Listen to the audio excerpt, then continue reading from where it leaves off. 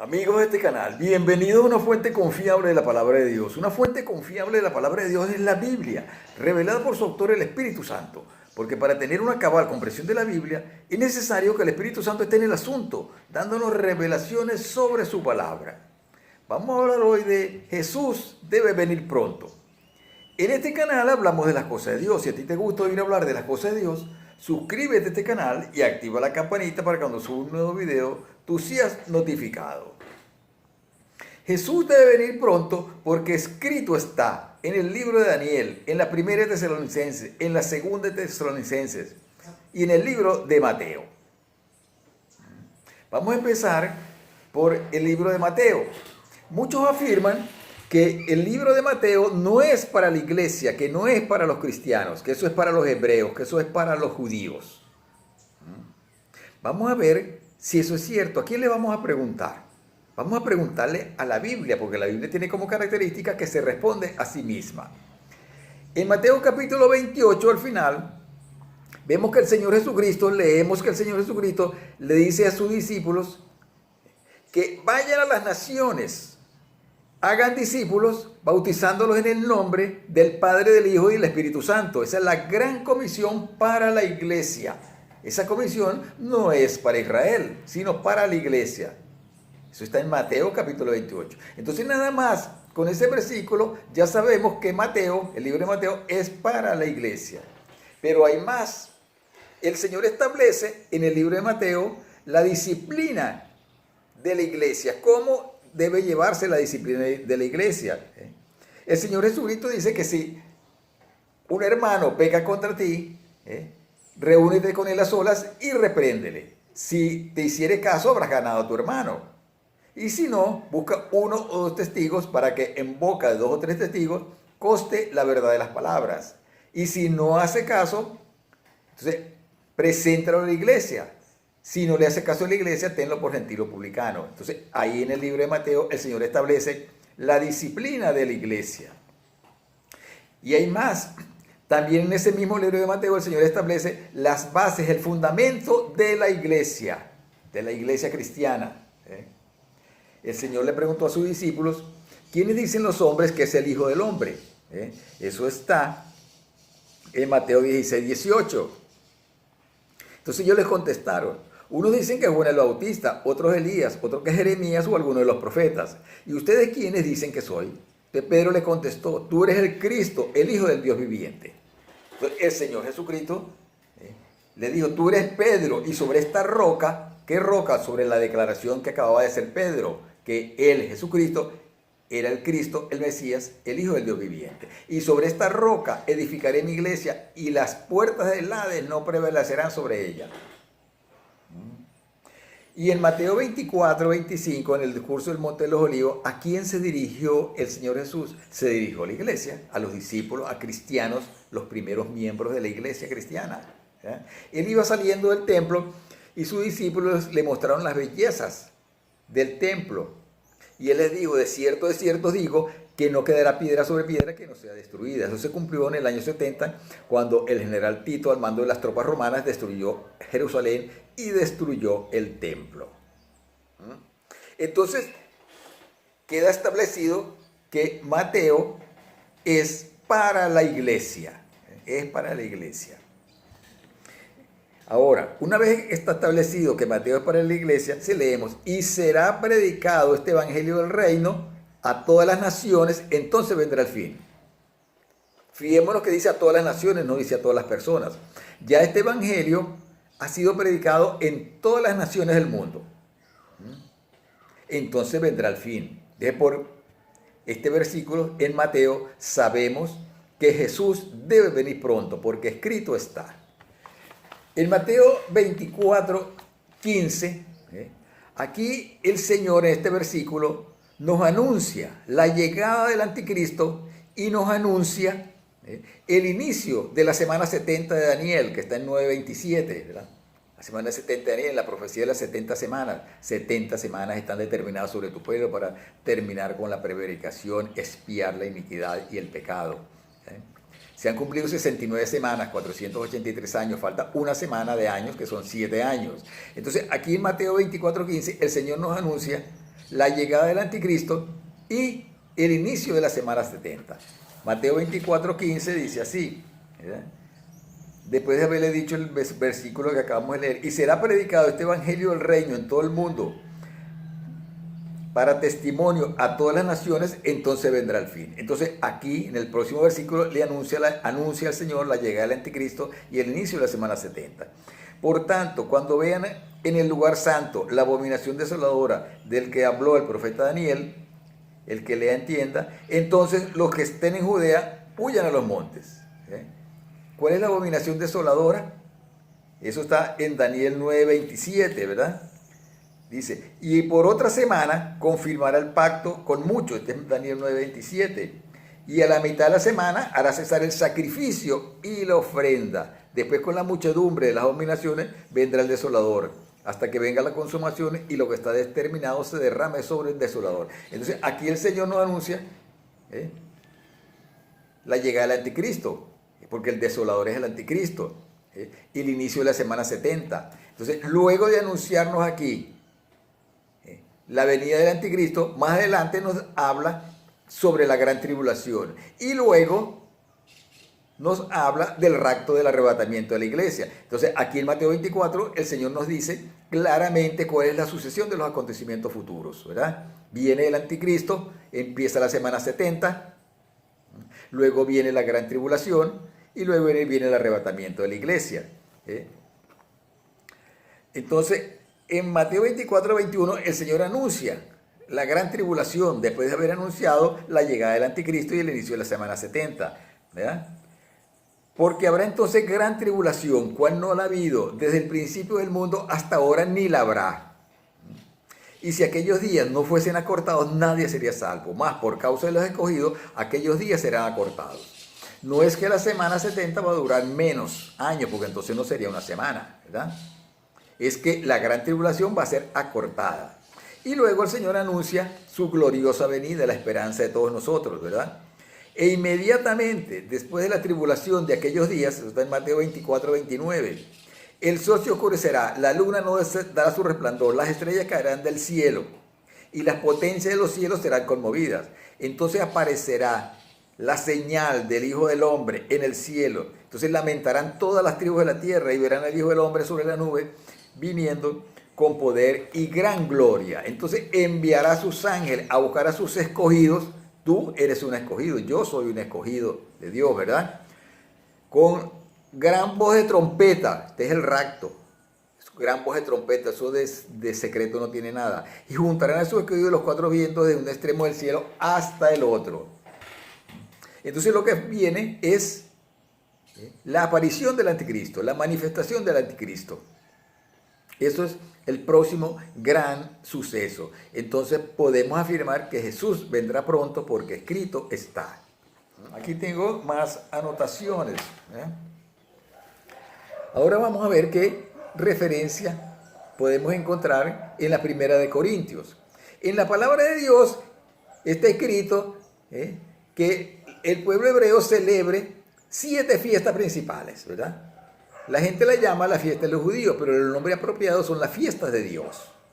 Esas fiestas son la Pascua, los panes sin levadura, las primicias, Pentecostés, la fiesta de las trompetas, Yom Kippur o la expiación y la fiesta de los tabernáculos. Por cierto, sobre esa fiesta de los tabernáculos, cuando estuve en Israel, en Jerusalén, en el año 2005, en ese momento estaban celebrando la fiesta de los tabernáculos. La gente en sus patios fabrica una pequeña choza para recordar cuando ellos vivían en chozas en el desierto, ¿verdad? Entonces la Pascua está en Éxodo 12, capítulo 12, del 2 al 23. ¿Tú te acuerdas cuando las 10 plagas que el Señor lanzó sobre Egipto por medio de Aarón y por medio de Moisés? Cuando iba a caer la 10ª plaga, que era la muerte de los primogénitos, el Señor le ordenó a los israelitas que mataran un cordero y que con esa sangre la aplicaran en el dintel de las casas, que el ángel de la muerte al ver la sangre pasaría. Porque las 7 fiestas de Dios, todas hablan de Jesucristo, todas son sombra de lo que iba a ocurrir. En ese momento eran sombras las 7 de lo que iba a ocurrir en el futuro. Todas hablan de Jesucristo. De esas 7 ya se han cumplido 4 en la realidad. Entonces una fue la Pascua, ¿verdad? Ya el Cordero que fue inmolado, que pagó por nuestro pecado, murió en la cruz. De la Pascua habla de Jesucristo. Veamos qué dice la 1 de Corintios 5:7, ¿verdad? Ahí leemos el apóstol y profeta Pablo, dice: Cristo es nuestra Pascua y nuestro pan sin levadura. La levadura representa el pecado, la malicia el pecado. Cristo fue sin pecado y sin malicia. Entonces en Cristo se cumplió la fiesta de la Pascua y la de las levaduras. La próxima fiesta es la fiesta de las primicias, ¿verdad? En la 1 Corintios 15:20 leemos: Cristo resucitó, es el primer fruto de la cosecha. ¿De cuál cosecha? De los que vamos a resucitar, de los que van a resucitar o los que vamos a ser transformados en un abrir y cerrar de ojos. Entonces en Cristo se cumplió la fiesta de las primicias. Él es nuestra primicia. La próxima fiesta es la de Pentecostés.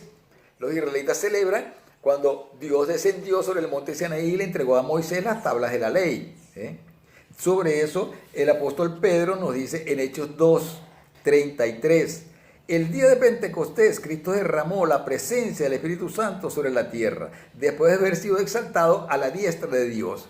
O sea, que en ese momento, en Pentecostés, cuando se cumplió en la realidad, ¿verdad?, Cristo fue exaltado a la diestra del Padre. ¿Te acuerdas del Salmo? Dijo el Señor a mi Señor: siéntate a mi diestra hasta que ponga a tus enemigos por estrado de tus pies. Entonces, en ese momento, en Pentecostés, se cumplió ese Salmo. Se cumplió eso. Cristo fue exaltado a la diestra del Padre y recibió la promesa del Padre de derramar el Espíritu Santo sobre la tierra, sobre nosotros, ¿verdad? Eso lo dice el apóstol y profeta Pedro en Hechos 2:33. Entonces, en la 1 Corintios 15, del 51 al 52, leemos: al último toque de la trompeta, todos seremos transformados en un abrir y cerrar de ojos. Aquí el profeta Pablo está hablando del arrebatamiento, ¿verdad? Cuando todos seremos transformados, ¿verdad? Nosotros, que nos dice que no precederemos a los que durmieron, sino que los muertos en Cristo resucitarán primero, luego nosotros seremos transformados, ¿verdad? Entonces, aquí en la 1 de Corintios es el último toque de la trompeta, porque en la fiesta de la trompeta se toca el shofar, se toca la trompeta 100 veces. Entonces, la última trompeta la llaman la trompeta final. La trompeta final. Esa fiesta es en finales de septiembre u octubre. Entonces, Cristo ha de venir en esa fecha, en la fiesta de las trompetas. No sabemos ni el día y la hora, ni el año. No sabemos el año. Porque esa fiesta se celebra todos los años. Es sombra de lo que va a venir. Luego viene Yom Kippur, la expiación, y tabernáculos, ¿verdad? Aquí tengo otras anotaciones, ¿verdad? En la primera de Tesalonicenses 4, del 16 al 17, entonces reafirma eso. El apóstol Pablo dice: porque el Señor, con voz de mando, con voz de arcángel y con trompeta de Dios, descenderá del cielo, y los muertos en Cristo resucitarán primero. Entonces ese rapto, arrebatamiento de secreto no tiene nada, porque el Señor mismo descende con voz de mando. Señor mismo con voz de mando, con voz de arcángel, con trompeta de Dios. Antes que se ratifica que Jesucristo ha de venir en el arrebatamiento en la fiesta de las trompetas, ¿verdad? Esa es una fiesta que también la llaman la fiesta que nadie sabe el día ni la hora. Porque como eso se rige por el calendario lunar, entonces esa fiesta se mueve 2 o 3 días. Si hoy es determinado día, el próximo año será un día diferente, no se sabe con exactitud. Por eso la llaman así, la fiesta que nadie sabe el día ni la hora. Ahora vamos con 2 de Tesalonicenses 2, 1 al 4. ¿Verdad? Entonces ahí leemos.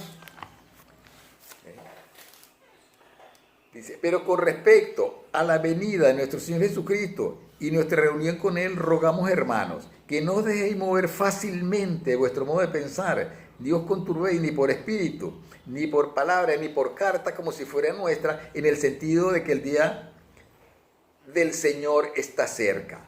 Nadie os engañe, nadie, en ninguna manera, porque no vendrá sin que antes venga la apostasía y se manifieste el hombre pecado, el hijo de perdición, el cual se opone y se levanta contra todo lo que se llama Dios o es objeto de culto, tanto que se siente en el templo de Dios como Dios, haciéndose pasar por Dios. O sea, ese es el anticristo. Él se va a hacer pasar por Dios. Y millones de personas se van a creer esa gran mentira. Entonces, que nadie nos engañe. Ahora, yo te pregunto a ti, ¿quién puede engañar a un cristiano?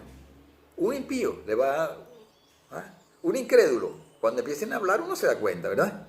El engaño viene de adentro. El posible engaño, ¿verdad? El posible engaño viene de adentro, ¿verdad? De alguien que omita esto, que no lo quieren ni siquiera, porque muchos no lo quieren ni siquiera leer. Nadie los engaña en ninguna manera, porque no vendrá sin que antes venga la apostasía y se manifieste el hombre de pecado, el hijo de perdición. O sea que primero viene el anticristo y después viene Cristo. Porque por ahí circula un cliché que dicen, yo no estoy esperando el anticristo, yo estoy esperando a Cristo. Pero es que no es lo que uno está esperando, sino lo que es la voluntad de Dios, como Dios dispuso que ocurran los sucesos, ¿verdad? La apostasía ya está presente. Muchos han apostatado de la fe, se han retirado de la fe, han renunciado a la fe. Muchos ministros, muchos creyentes, muchas iglesias están funcionando, pero en realidad son iglesias apóstatas ya prácticamente. Ahora, en Daniel capítulo 12, leemos Daniel capítulo 12. En aquel tiempo se levantará Miguel, el príncipe que está de parte de tu pueblo, ¿verdad?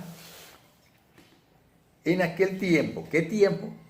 Bueno, el profeta Daniel viene hablando en el capítulo anterior, en el 11, del anticristo, de su aparición, de sus victorias, de su derrota y de su muerte. Entonces, cuando dice aquí en el 12, en aquel tiempo, se refiere a los tiempos del fin, a los tiempos del anticristo, ¿verdad? Se levantará Miguel, el gran príncipe, este es 12:1, que está de parte de los hijos del pueblo, y será angustia, tiempo de angustia, cual nunca fue.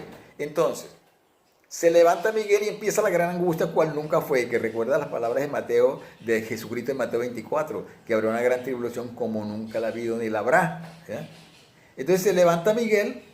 Algunos interpretan que es que Miguel se va a levantar a luchar contra el anticristo. No, esta palabra levantar significa como cuando uno se levanta de una silla. Entonces, él va a ser levantado al cielo. Entonces, como él es el que detiene al anticristo, entonces el anticristo es que podrá perseguir a los cristianos y a los judíos.